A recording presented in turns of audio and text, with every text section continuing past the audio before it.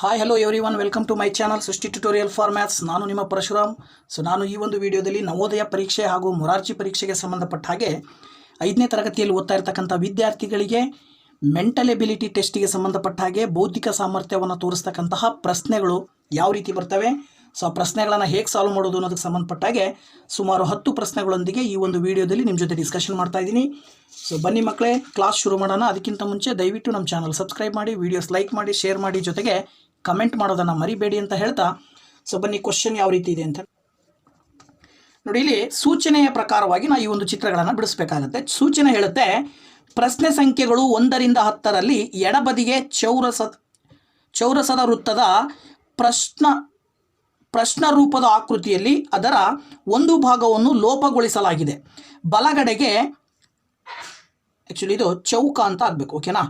So ಬಲಗಡೆಗೆ ಕೊಟ್ಟಿರುವ A, B, C ಮತ್ತು D ಎಂಬ ಅಕ್ಷರಗಳುಳ್ಳ 4 ಉತ್ತರ ರೂಪದ ಆಕೃತಿಗಳನ್ನು ಗಮನಿಸಿ. ಅವುಗಳಲ್ಲಿ ಯಾವುದೂ ಒಂದು ದಿಕ್ಕನ್ನು ಬದಲಿಸದೆ ಪ್ರಶ್ನೆ ರೂಪದ ಆಕೃತಿಯಲ್ಲಿ ಲೋಪವಾದ ಭಾಗಕ್ಕೆ ಸರಿಯಾಗಿ ಹೊಂದಿಕೆಯಾಗಿ ಆ ಪ್ರಶ್ನೆ ರೂಪದ ಆಕೃತಿಯ ಮಾದರಿಯನ್ನು ಸರಿಯಾಗಿ ಪೂರ್ಣಗೊಳಿಸುತ್ತದೆಯೋ ಅದನ್ನು ಕಂಡುಹಿಡಿಯಿರಿ ಮತ್ತು ನಿಮ್ಮ ಉತ್ತರವನ್ನು ಸೂಚಿಸಲು OMR ಉತ್ತರ ಹಾಳೆಯಲ್ಲಿ ಆಯಾ ಪ್ರಶ್ನೆ ಸಂಖ್ಯೆಯ ಮುಂದುಗಡೆ ಇರುವ ABCD ಇವುಗಳಲ್ಲಿ ಸರಿಯಾದ ಉತ್ತರವನ್ನು ಸಂಪೂರ್ಣವಾಗಿ ತುಂಬಿರಿ ಅಂತ ಇದೆ. ಸೊ ಇದು ಈ ಸೂಚನೆಯನ್ನು ನೋಡಿದಾಗ ನೋಡಿ ಮಕ್ಕಳಲ್ಲಿ ಏನು ಹೇಳ್ಬೋದು, ತುಂಬ ಸಿಂಪಲ್ ಆಗಿ ನೀವು ಅರ್ಥ ಮಾಡ್ಕೊಳ್ಬೇಕಾಗಿರೋದು ಏನಪ್ಪ ಅಂದರೆ, ಇದು ಒಂದು ಚೌಕಾಕಾರವಾಗಿರ್ತಕ್ಕಂಥ ಒಂದು ಆಕೃತಿಯನ್ನು 4 ಭಾಗವಾಗಿ ಡಿವೈಡ್ ಮಾಡಿದ್ದಾರೆ. ಈ 4 ಭಾಗಗಳಲ್ಲಿ ಒಂದು ಭಾಗ ಖಾಲಿ ಇದೆ. ಸೊ ಇದೇ ಆಕೃತಿಗಳನ್ನು ಹೋಲುವಂಥ ಈ 4ರಲ್ಲಿ ಯಾವುದಾದ್ರೂ ಒಂದು ಆಕೃತಿಯನ್ನು ಇಲ್ಲಿ ತಂದು ಹಾಕಿದರೆ ಇದು ಪರಿಪೂರ್ಣ ಚಿತ್ರ ಆಗುತ್ತೆ.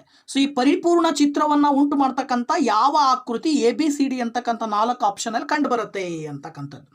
ಈಗ ಇಲ್ಲಿ ನೋಡಿದಾಗ ಇದು ಸಂಪೂರ್ಣವಾಗಿ ಒಂದು ವೃತ್ತ ಬರಬೇಕು. ನಿಮಗೆ ಸಂಪೂರ್ಣವಾಗಿ ಒಂದು ವೃತ್ತ ಬರಬೇಕು ಅಂದರೆ ವೃತ್ತದ ಮಧ್ಯೆ ಇರ್ತಕ್ಕಂಥ ಒಂದು ಕಾರ್ಡ್ ಇಲ್ಲ ಇಲ್ಲಿ, ಓಕೆನಾ. ಸೊ ಆ ಒಂದು ಕಾರ್ಡನ್ನು ನೀವು ಇಲ್ಲಿ ಆರ್ಕ್ ಅಂತ ಏನು ಕರಿತೀವಿ, ಆರ್ಕ್ ಇಲ್ಲ ಇಲ್ಲಿ. ಆರ್ಕ್ ಎಲ್ಲಿ ಕಂಡು ಬರುತ್ತೆ ಅಂತ ನೋಡಿದ್ರೆ, ಈಗ ಇದು ಆರ್ಕು ಹಿಂಗೆ ಉಲ್ಟಾಗಿದೆ, ಹಾಗಾಗಿ ಇದಾಗ್ಲಿಕ್ಕೆ ಸಾಧ್ಯ ಇಲ್ಲ. ಈ ಆರ್ಕ್ ನೋಡಿ ಗೆರೆಯಿಂದ ಹೊರಭಾಗಕ್ಕೆ ಬಂದಿದೆ. ಇಲ್ಲಿ ನಾವು ನೋಡಿದಾಗ ಈ ಗೆರೆಯ ಒಳಭಾಗದಲ್ಲಿ ವೃತ್ತ ಬರಬೇಕು.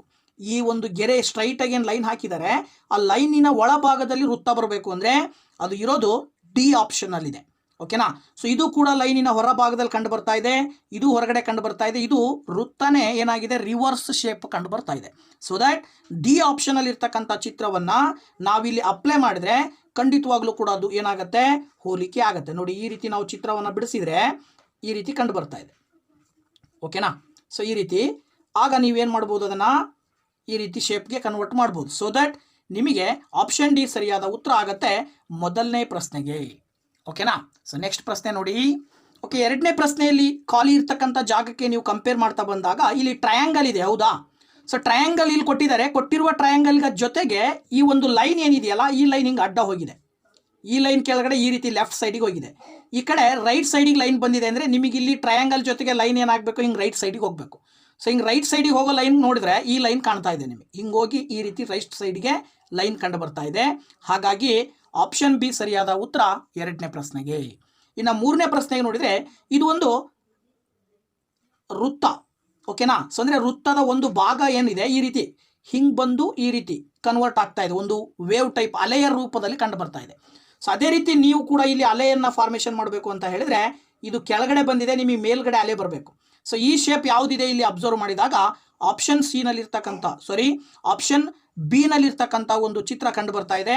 ಇದು ಕೂಡ ಅದೇ ಒಂದು ಶೇಪನ್ನು ಹೊಂದಿದ್ರೂ ಈ ಲೈನ್ ಏನಾಗಿದೆ ಅಂದರೆ ಈ ಪಾಯಿಂಟಿಂದ ಹೊರಭಾಗಕ್ಕೆ ಬಂದಿದೆ, ಗ್ಯಾಪ್ ಇದೆ ಇಲ್ಲಿ. ಬಟ್ ಇಲ್ಲಿ ಗ್ಯಾಪ್ ಇರೋ ಹಾಗಿಲ್ಲ ನಿಮಗೆ. ಹಾಗಾಗಿ ಗ್ಯಾಪ್ ಇಲ್ಲದೆ ಇರೋ ರೀತಿಯಲ್ಲಿ ಈ ಪಾಯಿಂಟಿಂದ ಈ ಪಾಯಿಂಟಿಗೆ ನಿಮಗೆ ನೋಡಿದ್ರೆ ಯಾವ್ದು ಬರುತ್ತೆ, ಆಪ್ಷನ್ ಬಿ ಸರಿಯಾದ ಉತ್ತರ ಆಗುತ್ತೆ. ಇನ್ನು 4ನೇ ಪ್ರಶ್ನೆಯನ್ನು ನೋಡಿ ಮಕ್ಕಳ. ಇಲ್ಲಿ 4ನೇ ಪ್ರಶ್ನೆ ಹೇಳುತ್ತೆ. ಸೊ ಇಲ್ಲಿ 4ನೇ ಪ್ರಶ್ನೆಯನ್ನು ಅಬ್ಸರ್ವ್ ಮಾಡಿದಾಗ ಇದು ಒಂದು ಚೌಕ ಇದೆ, ಚೌಕದ ಒಳಗಡೆ ಒಂದು ವೈ ಶೇಪ್ ಲೈನ್ ಕಂಡು ಬರ್ತಾ ಇದೆ, ಹೌದಾ. ಅದೇ ರೀತಿ ನಿಮಗೆ ಇಲ್ಲೊಂದು ಚೌಕಕ್ಕೆ ವೈ ಶೇಪ್ ಲೈನ್ ಎಲ್ಲಿ ಬಂದಿದೆ, ಇಲ್ಲಿ ಬಂದಿದೆ ನೋಡಿ. ಸೊ ಚೌಕದ ಒಳಗಡೆ ವೈ ಶೇಪ್ ಲೈನ್ ಕಂಡು ಬರ್ತಾ ಇರೋದ್ರಿಂದ ಈ ಒಂದು ಆಪ್ಷನ್ ಡಿ ನಲ್ಲಿರುವ ಚಿತ್ರವನ್ನು ಈ ಭಾಗಕ್ಕೆ ನೀವು ತುಂಬಿದಾಗ ಖಂಡಿತ ಅದು ಸೇಮ್ ಬರುತ್ತೆ. ಹಾಗಾಗಿ 4ನೇ ಪ್ರಶ್ನೆಗೆ ಆಪ್ಷನ್ ಡಿ ಯಲ್ಲಿರುವಂಥ ಚಿತ್ರ ಸರಿ ಹೊಂದುತ್ತೆ ಅಂತ ಹೇಳ್ಬೋದು, ಓಕೆನಾ. ಓಕೆ ನೋಡಿ, 5ನೇ ಪ್ರಶ್ನೆಯನ್ನು ನೋಡಿದಾಗ ಈ ಖಾಲಿ ಇರುವ ಜಾಗದಲ್ಲಿ ತ್ರಿಭುಜದ ಒಂದು ಭಾಗ ಇರಬೇಕು. ಸೊ ತ್ರಿಭುಜದ ಒಂದು ಭಾಗ ಇಲ್ಲಿದೆ. ಇನ್ನು ಇಲ್ಲಿ ಈ ಕಡೆ 1 2 3 ಗೆರೆಗಳಿದ್ದಾವೆ, ಮಧ್ಯೆ ಒಂದು ಲೈನ್ ಸ್ಟ್ರೈಟ್ ಇದೆ. ಈ ಕಡೆ ಎಷ್ಟು ಲೈನ್ ಇದ್ದಾವೆ? 1 2 3. ಸೊ ಇಲ್ಲೂ ಕೂಡ ನಿಮಗೆ 3 ಲೈನ್ ಕಂಡು ಬರಬೇಕು. ಯಾವ ಒಂದು ಆಕೃತಿನಲ್ಲಿ 3 ಲೈನ್ ಇದಾವೆ ಅಬ್ಸರ್ವ್ ಮಾಡಿದರೆ ಇದರಲ್ಲಿ ಇದಾವೆ ನೋಡಿ, 1 2 3 3 ಲೈನ್ ಇದಾವೆ. ಹಾಗಾಗಿ ಆಪ್ಷನ್ ಎ ಸರಿಯಾದ ಉತ್ತರ 5ನೇ ಪ್ರಶ್ನೆಗೆ. ಓಕೆನಾ? ಓಕೆ, 6ನೇ ಪ್ರಶ್ನೆಯನ್ನು ನೋಡಿದರೆ ಈ 4 ಬಾಕ್ಸಲ್ಲಿ ಇದು ಒಂದು ರೀತಿಯ ಹೂವಿನ ಶೇಪ್ ಕಂಡು ಬರ್ತಾ ಇದೆ. ಇದರ ಒಳಗಡೆ ಏನು ಮಾಡಿದ್ದಾರೆ, ಹಿಂಗೊಂದು ಅಡ್ಡ ಲೈನ್ ಹಾಕಿದ್ದಾರೆ. ಅಂದರೆ ಹಿಂಗೊಂದು ಲೈನ್ ಬರಬೇಕು ನಿಮಗೆ. ಸೊ ಈ ರೀತಿ ಲೈನ್ ಬರಬೇಕು, ಒಂದಾಯಿತು. ಅದಾದ ನಂತರದಲ್ಲಿ ಈ ಶೇಪ್ ಇರಬೇಕು. ಓಕೆನಾ? ಸೊ ಇಲ್ಲಿ ಇಂಟು ಇದೆ, ಹಾಗಾಗಿ ಇಲ್ಲೂ ಕೂಡ ಇಂಟು ಬರಬೇಕು. ಇಲ್ಲಿ ಓ ಬರಬೇಕು, ಅಂದರೆ 0 ಬರಬೇಕು. ಸೊ ಇಲ್ಲಿ ಇಂಟು ಇರೋದು ಯಾವುದು? ಇದು ಪ್ಲಸ್ ಇದೆ, ಹಾಗಾಗಿ ಇದು ಬರಲ್ಲ. ಸೊ ಈ ಶೇಪನ್ನು ಹೊಂದಿರುವ ಆಕೃತಿ ಇದರಲ್ಲಿ ಇದು ಮತ್ತು ಇದು ಇವೆರಡು ಆಕೃತಿ ಇದೆ. ಬಟ್ ಆ ಎರಡೂ ಆಕೃತಿಯನ್ನು ಅಬ್ಸರ್ವ್ ಮಾಡಿದಾಗ ಇಲ್ಲಿ ಇಂಟು ಇದೆ, ಇಲ್ಲೂ ಇಂಟು ಇರಬೇಕು ಅಂದಾಗ ಆಪ್ಷನ್ ಸಿ ನಲ್ಲಿರುವಂಥ ಚಿತ್ರಕ್ಕೆ ಇಂಟು ಮೇಲ್ಗಡೆ ಕಂಡು ಬರ್ತಾ ಇದೆ.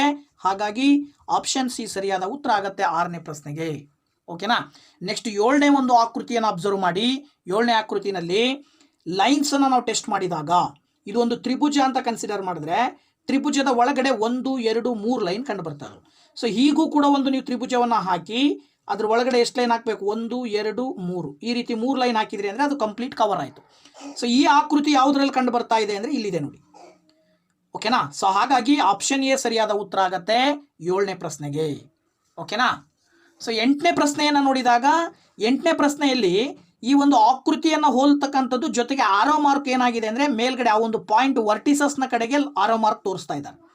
ಪಾಯಿಂಟ್ನ ಕಡೆಗೆ ಆರೋ ಮಾರ್ಕ್ ತೋರಿಸ್ಬೇಕಂದ್ರೆ ಈ ಕಡೆನೂ ಕೂಡ ಆರೋ ಮಾರ್ಕ್ ಹಿಂಗಿರಬೇಕು. ಸೊ ಈ ಡೈರೆಕ್ಷನಲ್ಲಿ ಯಾವುದು ಆರೋ ಮಾರ್ಕನ್ನು ಹೊಂದಿದೆ ಅಂತ ನೋಡಿದಾಗ ಇವು 3ಕ್ಕೂ ಕೂಡ ಡೈರೆಕ್ಷನ್ ಇದಿಲ್ಲ. ಸೊ ಈ ಡೈರೆಕ್ಷನಲ್ಲಿ ಆರೋ ಮಾರ್ಕ್ ಯಾವುದಕ್ಕಿದೆ ಅಂತ ಹೇಳಿದ್ರೆ ಡಿ ಆಪ್ಷನಲ್ಲಿ ಇರುವಂಥ ಚಿತ್ರ ಆ ಒಂದು ಆರೋ ಮಾರ್ಕನ್ನು ಹೊಂದಿದೆ.